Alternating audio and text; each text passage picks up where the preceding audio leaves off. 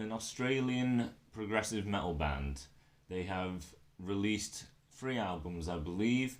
The only album I've reviewed so far is the latest album that they released this year, I think, called Night Echoes. So, the most recent album, Night Echoes, the band decided to go for a more straightforward approach. The songs were a bit more kind of simplified. They still had the odd technical kind of song that had a lot of length to it, a lot more kind of going on about it, but overall the album was a lot more kind of straightforward and simplified compared to that of the earlier work. They also went for a kind of unique kind of sound. Night Echoes had a very kind of 60s, 70s kind of trance style of music, all that kind of pop and dance club stuff you got in the 60s and 70s with all that kind of bright neon stuff. Hemina Night Echoes does have that kind of sound throughout the album to differing degrees depending on what song you were on. The album also lasted, I think it was around 44 minutes, so it wasn't even that overly long. There was a few tracks on that album that missed solos. There was some where the solos were kind of decent. There was some where the solos were actually pretty good, and some songs where there was even more than the one solo. They had 2 different kind of singers. They had the front actual lead singer, and then in an odd track they will have a female that is the bass player actually take over the vocals. And then their lead guitarist will sometimes also do kind of vocals. So there was odd occasions where they would have very kind of singing styles and voices. So that gave it a bit of different kind of contrast, new kind of elements to the music. But the female would do backing a fair bit, and you could definitely hear her. She was quite prominent singing backup through the album. She only took lead on probably 3 tracks, I think she took lead on. So I would have kind of wanted more from that, to just have that kind of differentiating between a male voice and a female voice, is to give 2 completely different kind of worlds and contrasts to the album. But that was basically it. So you did have different kind of singing with male and female. You did have great harmonies between him and her, and doing the backup. It did have a unique kind of style to it. It was quite simplistic. There were some good solos, some meh, and then songs which didn't have any. Songs were simple, but there were songs that did have really good length to them and had a fair bit to offer. It was only just 44 minutes, which wasn't overly long, so it was an album that had its great moments, but then had some just pretty good moments. But overall it was a pretty decent album. So we are here today with their second album that they released, which is called Venus. Now obviously the band has kind of gone out, as well as critics saying that the Night Echoes album was a lot more kind of simple and straightforward, which critics said was a better choice because their songwriting was tighter. I'll be the critic of that because I think critics are thick as shit. So so that basically means that Venus is going to have, hopefully therefore, more to it and just more technical stuff going on, more musicianship, which basically means it should be better, instead of the critics saying it's better if just the songs are just really, really simple and tight, instead of having all sorts of great stuff going on. It needs to be simple, and that is better musicianship and songwriting. I think that is incredibly stupid, but that's critics for you. They're actually thick and don't know what they're talking about half the time. So let's get into the first track, which is called Fantasy.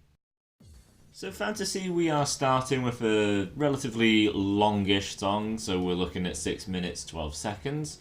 So pretty long. It's definitely a kind of track length where you kind of would like the minimum to be kind of around. So that's great, starting off with a length like that. Starting the song off, the band doesn't just come in, they kind of build into it, which I do kind of appreciate, instead of just getting a track which lasts 3 minutes just opening, which I think is a waste of time, and then just the band jumping in and everything doesn't build anticipation. So I do like just taking just a few seconds just to kind of build that up, the anticipation, and just try and grasp, oh, where's this going, what's the sound going to be, what is the tone, where is this heading to, and then try and make that up, and then just a few little seconds, just where you think it'll go, and then get it, and just the anticipation, the thought of where it could go, just build the excitement there just for a few seconds. So that's basically what they do. It's basically just drums and maybe some kind of key sounds, and then the band basically just fully come in and fully commit. Very aggressive. It's not exactly fast, it's just they're aggressively just kind of going at sweeping the kind of strings and everything, and just fretting stuff, so everything just sounds really aggressive and just really straight. They don't have anything kind of like ring out at all, they're just going at it. So it's thick, it's aggressive. It kind of goes on for a while. The lead guitarist actually does come in with a lead. You could argue if it's a lead solo or not. It's not a lead solo, but I do take it as what you would like from a lead solo anyway. It's got a nice tone to it, it's great, it's musical. It doesn't repeat itself too much. Of course, it's not actually going for a proper solo, so there is going to be a little bit of repetition around what he is kind of doing, but he does keep changing it up. He just kind of keeps the kind of flow and the kind of style of it a little kind of consistent, just to make it maintain that melody instead of becoming what is a solo. He tries to maintain just a melody here with his lead. And as I say, it's got a great, nice warm tone to it. It's really got a great melody to it. It sounds brilliant. So that's great. So intro already is offered a great lead melody. It's built some anticipation. It went really aggressive, so people who like the kind of aggressive metal stuff did start that way. As the verse comes in, it is basically just a kind of mid-tempo kind of verse, just there with quite an aggressive kind of sound from the two guitarists. It is probably mostly just some power chord style things, just played quite aggressively with an aggressive tone to the play. The lead vocalist sounds pretty much the same from Night Echoes. He has a fairly kind of high voice, not overly bright, but definitely not one of these really kind of masculine, deep bass kind of sounds. So he's a little high, but not too high. As the kind of first verse goes, the second verse, the first verse, basically the first section of it, the instruments and the way he sings kind of keeps following a similar pattern. They don't kind of divulge from that until it gets to the second part of the verse, where the music will start changing. It still repeats what they're doing. There's just a bit more kind of layers to what they play for the second part of the verse. The vocalist singing style will sing a bit straightforward, and then he'll hold on a certain word, and then he'll get a bit brighter, and then kind of pull it back a little bit. So there's just a bit more kind of variation and a bit more layering to them in that second part. It then goes to a melody, which is great and everything, because if you just have a song just full of heavy impact and everything, I just think it's a bit much. You kind of want some restraint, a bit of time to relax, and then be bombarded with the heaviness again. I think if you just constantly bombarded it gets a bit tiring after a while. So I like the short pauses just to give you that relaxed moment, just so then you can go back at it in full force. It also gives a massive load of variation, just gives it a bit more kind of, just a bit of a breath and everything, a bit of variation, a whole new kind of style from heavy to melody. So the melody section again is just kind of drums and kind of key tones, and obviously a kind of more melodic kind of voice that goes in with the instruments. That is kind of like a pre-chorus, but it is kind of tied into the chorus as well, because the chorus then comes up with just the typical sound that plays from what the pre-chorus kind of did. So it's just a bit kind of more open, a bit more musical and melody based. And that is mostly the song until you get to the bridge. The bridge is a bit gent style, so all that kind of like open top string, and then kind of palm mutes, and then the odd kind of fret and everything, so a lot of that kind of gent style of thing. But that then eventually leads into your solo. Now, the solo starts with a great kind of melody. It's got a great tone. He starts with all these beautiful chords and everything, just making it sound really nice and musical. It sounds brilliant. And it quickly kind of goes into what is a key solo. Now, they don't have a keyboardist, so what I'm guessing is the lead singer is also a guitar player, and he's not the lead, but he can do lead solos. And in one music video for the track I, which is on this album, when there is a keyboard, what you would imagine kind of solo or melody in that song, it looks like he's actually playing it. So what I think is he has an effect that makes him sound like a keyboardist, and he uses that. So what I think's happening is your first section of that beautiful guitar tone melody was from your lead guitarist, and then the keyboard thing was the lead singer. So what is happening is they're basically kind of dueling together. So there is a lot of change up between the two of them. So it's not just him, then the singer, then him, then the singer. There's a lot of it's him, the singer, him, the singer, him, the singer, and the solo lasts a fair while actually. It goes on for a fair few minutes. So yeah, there's a lot of great melody, there's great tone to it, there's some kind of fast technical moments, but it always maintains this great melody, it always sounds really nice and pleasing, and it definitely lasts for a fair while. So it's very much a perfect solo. There's not really much more you can ask for. It's got great melody, it's got great tone to it. It puts in technical stuff, so it's not just a big section of melody. There is some technical stuff in there, but it's not always just technical and dull and boring with nothing musical about it, because they do incorporate musical stuff in there, and it is a mix between a key kind of style as well as a guitar. Even though it's not keyboards, it is a guitar, but it does give two whole different sounds. So brilliant solo. It definitely sounds great. So the melody they do, it's not just a typical kind of melody. It does sound really nice, and then the technical stuff, it's not just there. It is pretty great. So both of them are really good. So let's get on to the next track, which is Expect the Unexpected.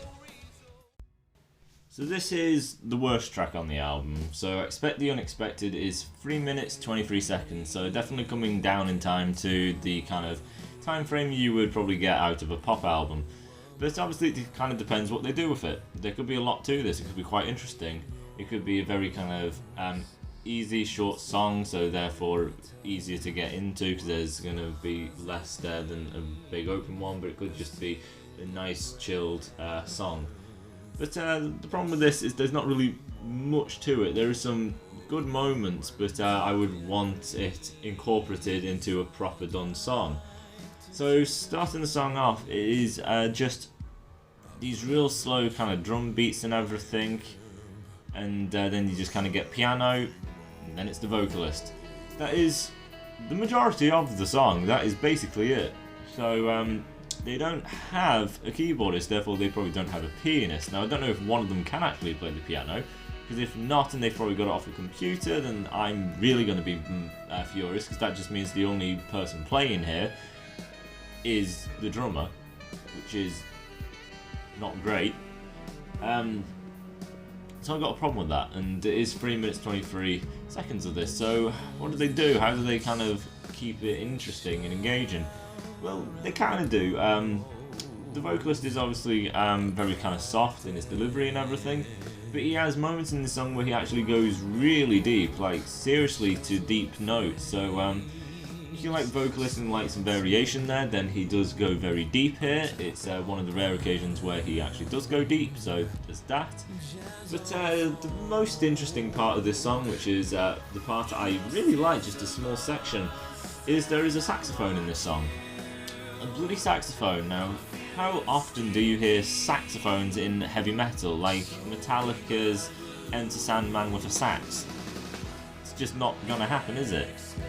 It's unusual, it's not really that normal in metal. There have probably been a fair few metal acts that have done it, but they are kind of few and far between, so it's pretty great just to get it. It's fresh, it's new, it's a new thing, it's something I don't really hear. So it's engaging, it's interesting. Now, some people may not like the sax thing, so it is basically a give and take. It is a gamble, but for me, it's fresh, it's new. I like the sound of it. It's got this great melody section, so everyone stops and it just kind of goes to this kind of sax solo melody thing, and it's really beautiful. It's like one of them old school kind of mob bars where you kind of sit down and the room is full of smoke, and you just have this guy on the piano and the sax player, and they're just kind of playing, and you're just kind of drowning your sorrows in a glass of whiskey or something.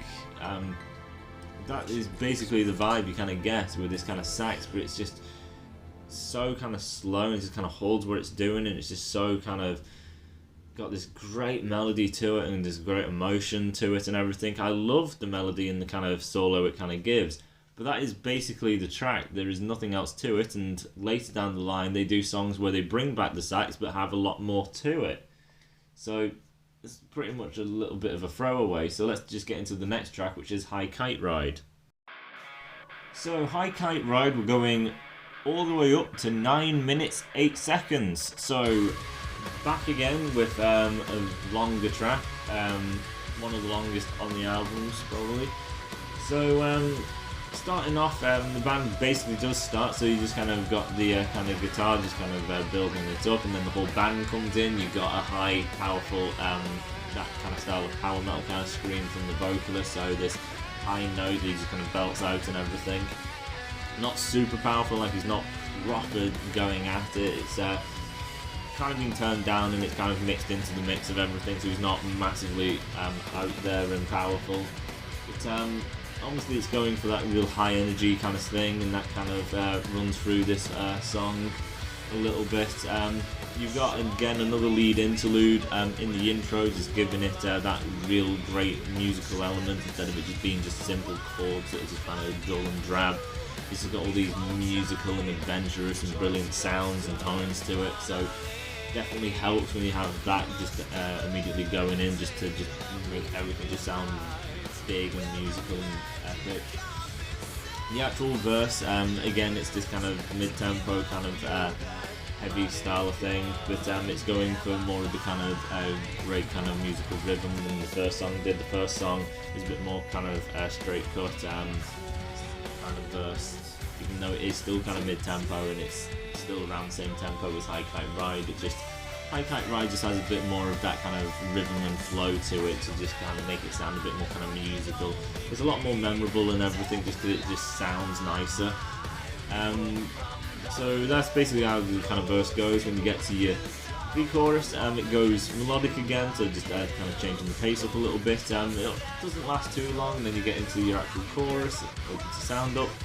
Going back into the verse again, it actually goes soft, so it doesn't kind of repeat itself, which is a great thing, because when the audience can stay one step ahead of the band, it basically just means that your music has now become predictable, it's become stale, you are repeating something we've already heard before, therefore it just kind of gets stale. When you keep everything new and fresh and exciting, it just kind of keeps the audience engaged, it makes things not predictable, it just keeps you engaged, energetic, it keeps offering just new things. There's more to get and listen to because you constantly change it up.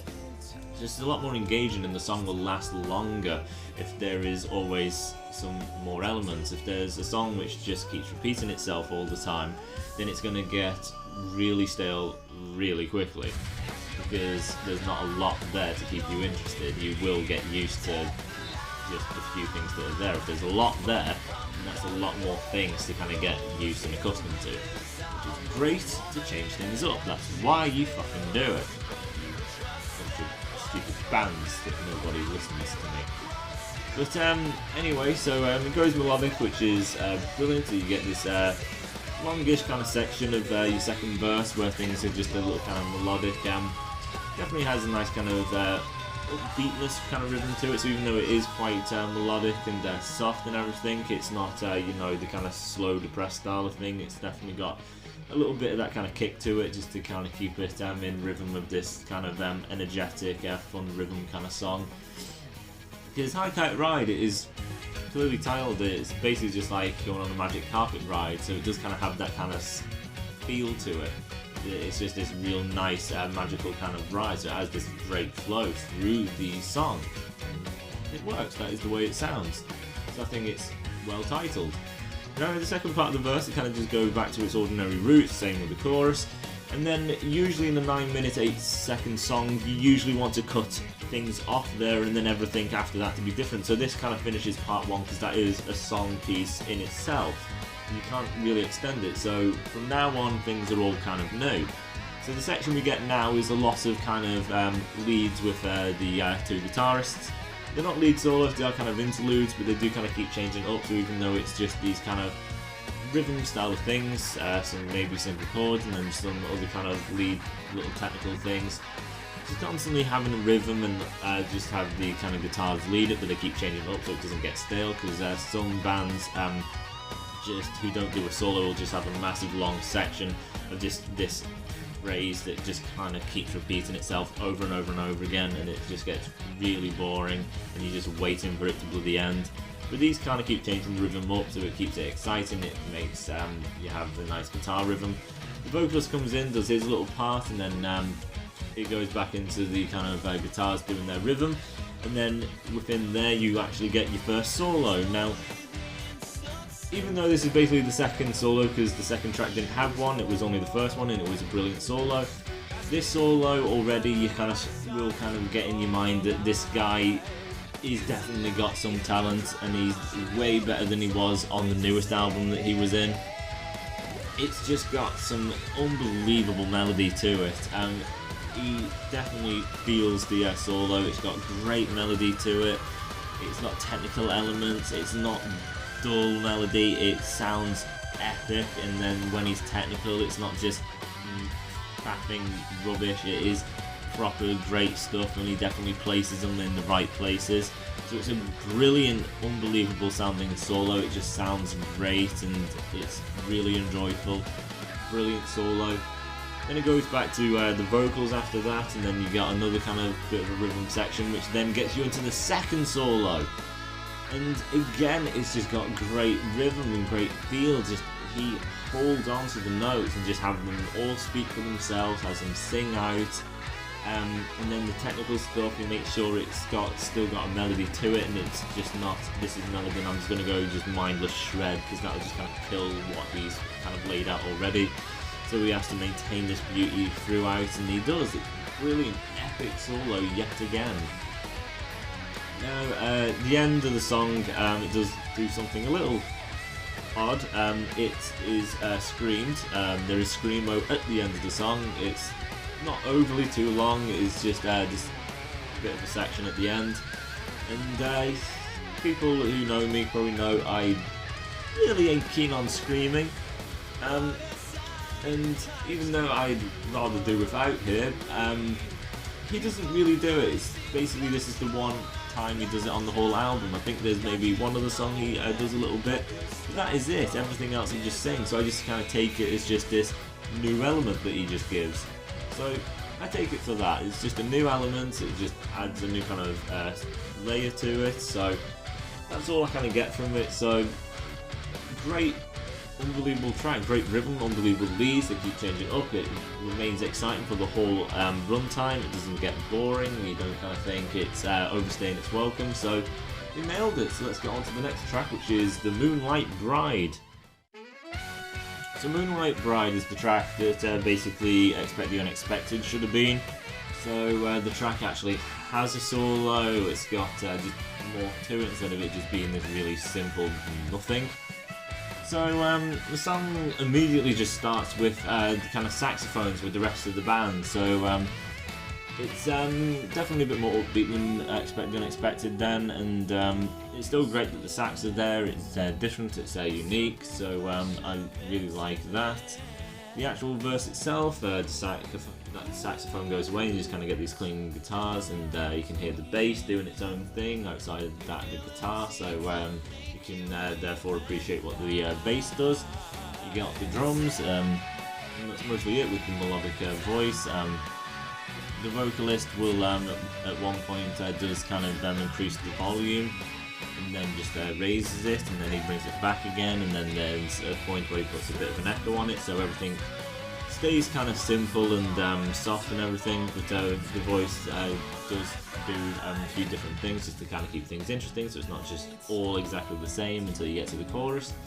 The chorus, the usual thing, everything kind of comes back up to the kind of heavy style of thing. It just has just this nice kind of melody to it. It's a bit simple, there's not much to it. And then the verse again, it's the same, and you got the chorus, and then the bridge section actually goes to what I would guess is just a typical heavy song of Hemina. It's not melodic anymore, it's just now heavy. And that's the way it is. You got some, great sounding riffs, a great heavy beating tone to it, and then that leads into kind of lead. I don't know if there's two sections of the lead. I just think it's this kind of basic, not overly great tone. It just kind of feels a bit kind of bleak and empty, to be honest, the first section. But it is kind of a lead. It's got different stuff going on. It's not really repeating itself. But the second section, definitely the tone is a lot kind of better. It's got a lot more kind of a brightness and warmth to it. And again, it is overly musical. It's weird that this is a bit melodic and then has the sax thing, but it's not the most musical solo I've heard so far. So it's unusual that it's not the most musical one, but nonetheless, it's still a great sounding solo. It could have been, done a bit better with being a bit more probably musical though. But it sounds great, and it kind of just goes back into the kind of chorus and everything.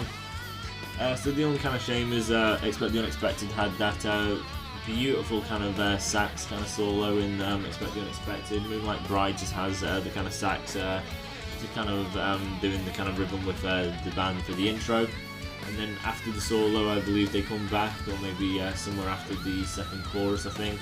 Somewhere else they do come back and just do the rhythm again. So it would have been nicer to get a bit more kind of like sax solos and stuff mixed in with your lead guitar solo, but unfortunately not the case. But this song is definitely more interesting because of the kind of saxophone played parts, just making it kind of unique, and it's only 4 minutes 40 seconds, so just a bit more of a simple song. So it seems that they're doing long, short, long, short, long, short, so you don't just get bombarded with really intense stuff. You have sometimes you just kind of turn your brain off a little bit more and process, and just kind of relax with something a little bit more easy and straightforward. So I, to be honest, don't mind that. And again, it has a really good solo, so that is pretty much Moonlight Bride. So let's get on to the title track, Venus.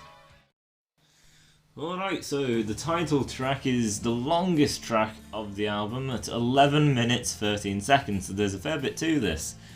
So, starting off with basically the first section, which is the typical length of the song. You've already got a fair lot of stuff actually going on. So starting off, the song is actually soft. You've got the clean guitars, you've got the soft melodic vocals, you've got the odd bit of bass, not bass, drums. You get the odd drum in there. He's not actually constantly playing, he only comes in and just does a little bit here and there through this intro part. It's mostly just kind of clean guitars and just the voice with just this kind of somber kind of tone going through, and then just that bit of drums coming in. What increases it into the kind of heaviness of what the track Venus is symphonic sound. So it's like they actually have an orchestra with them, which I don't know if the band actually was able to afford an orchestra, so it probably was kind of pulled from the computer, but nonetheless it is great to just hear all these different kind of instruments and things going on. So I do appreciate it nonetheless. I would rather them do that than not bother, because they couldn't get the real thing. So great to hear the symphonic thing bring it up and everything. The guitars do these really aggressive chugs, so the dun dun dun dun, and then you got the pause of the relaxed stuff, and then the dun dun dun dun, which makes everything sound more menacing and creepy and things. There's some kind of key stuff and everything, so I'm guessing that is probably from the lead guitarist, not the lead guitarist, the lead vocalist again, probably, because they don't have any keyboardist, so it's probably him. The actual verse again, it's the singer is singing in a real kind of somber kind of style, but the guitars again, they're doing that really aggressive da da dan, and then the pause, and then everything's just kind of soft in that moment, and then da da dan. So that's what the kind of guitars are doing. The singer through the verse will belt out these highs, so all of a sudden you just get this wah, just this high, and then he just cuts out, and it's just this really somber, slow, and the dun dun dun, and then all of a sudden Venus, Venus. So there's just all these kind of like somber kind of singing stuff, and the melody is stuck, and then he belts out these great highs. The guitarists at times do kind of go off on one as well. Sometimes they're a bit kind of unrestrained.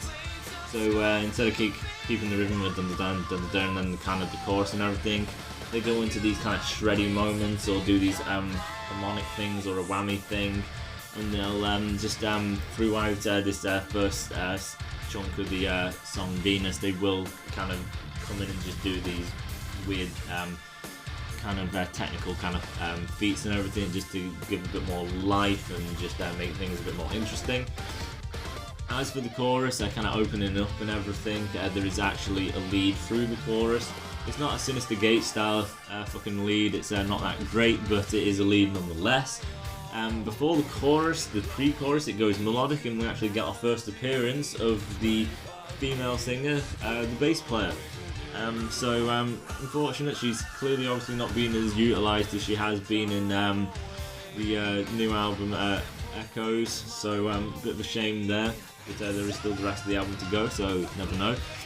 But yeah, it's a melodic kind of section.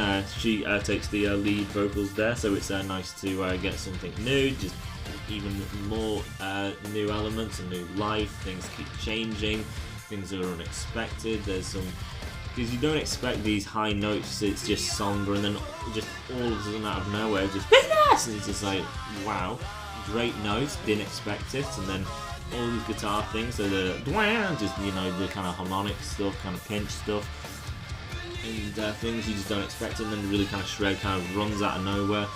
Some just great kind of stuff. And then the second verse, again, doesn't go to soft, it maintains the heavy stuff, but then you have the kind of guitars constantly kind of making things all kind of new. They do the typical dun dun dun, and then kind of take a break and everything, but you never really know where the lead's going to come, and it won't always be the same, it'll always be different. Same with the lead vocalist doing his high stuff, it'll always be different and not the same section and not the same kind of lyrics, so you never know what he's going to do and how he's going to produce the high note, because he'll put a different kind of twist and kind of how he delivers the high note, so it's always something a little different. Through the chorus as well, there is the odd kind of backing from the female singer. So that is basically the first section, so let's get into the following sections. So everything changes in this second section to being rather kind of soft and a bit more kind of beautiful, some kind of symphonic stuff. So it starts going to like kind of like acoustic, kind of clean guitar kind of stuff, and then the bit of bass in there, these really light, spaced out drum beats and everything. And then it's just this really simple, repeated word of just Venus, which is sung by the lead guitarist, the lead vocalist, as well as the bass player. So it's just Venus, Venus, and they just basically keep doing that for a few kind of sections. Now, I obviously always kind of go on a tangent about bands repeating a formula and just repeating the same word over and over again, because it, to me, sounds like the band are just too thick to come up with actual lyrics. So is that the case with this? Other people who watch my channel may also think the same thing because they've subscribed, so I would imagine they subscribe because they kind of think the same way I do. If they don't, I don't know why they subscribe to me. Anyway, but yeah, so I don't agree in this area. I actually think this is good, and this is the kind of way you should repeat a certain thing. So the first section of the song, we've had a lot of intricacy, we've had a lot of aggression, we've had a lot of stuff going on, a lot of variation, a lot of stuff going on. So now we just have this break and just this nice, relaxing, beautiful sounding acoustic with the bass and the drums, and just this nice gang vocal of Venus, Venus. it's just really calm and it's really relaxed. We've had intensity in the first part, so it's nice just to kind of pull it all back and just have something really beautiful and really simple. What I don't like is when a song is simple and that is it and there's nothing else to it. It's alright to have a repeated phrase over and over again and be really simple with it and repeat it over and over again if you've had something where you are just being so exhausted with just how epic the thing is. Just to have something that's just beautiful and relaxed and just like, wow, that was amazing and this is beautiful.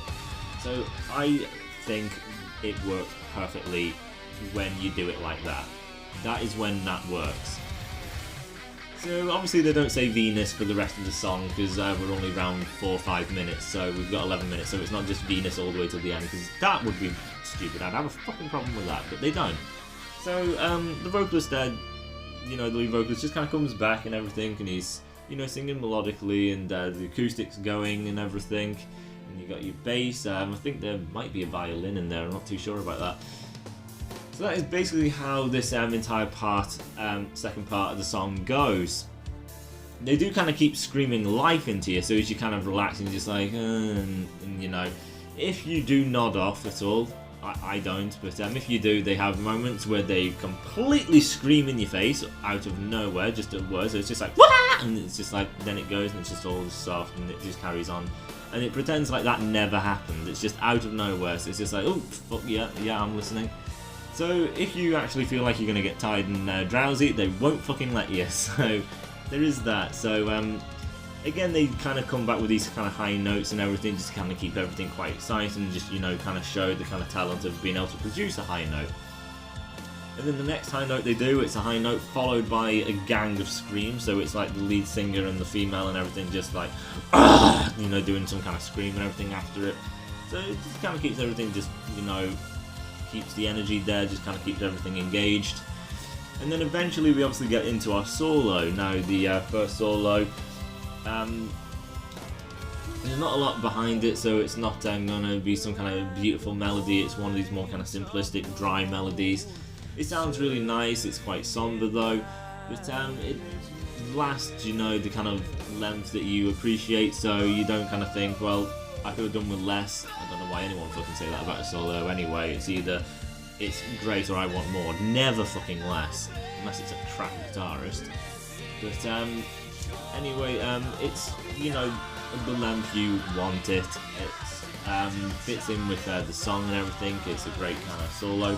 It's not the best I've heard. I still prefer his more kind of musical melody kind of solos that he's done. But nonetheless, it's still great, and then it kind of goes back to the melody. And then near the end of the song, it kind of jumps back into that kind of chorus with the kind of lead throughout, and then you get a bit of a lead interlude near the end as well.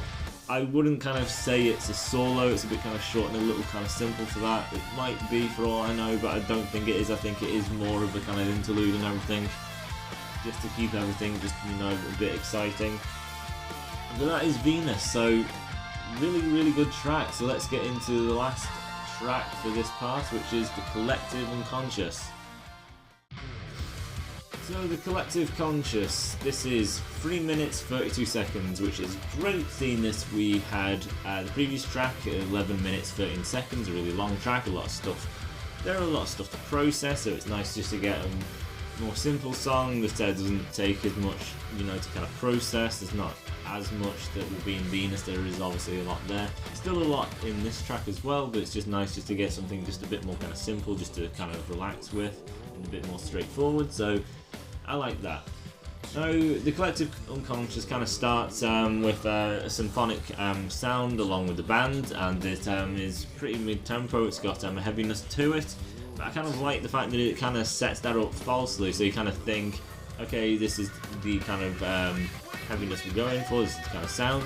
But as it gets into the actual verse, everything cuts out, and the only thing carrying the rhythm is then the bass. There is no guitar, it is the bass doing the whole rhythm, so I like that, because as I always kind of say when this happens, most bands, the bass just plays what the guitar does, the guitar just drowns them out, as well as the drums, everybody. So bass usually pointless. You never really fucking hear it. It's just there for the band, just to keep the rhythm going.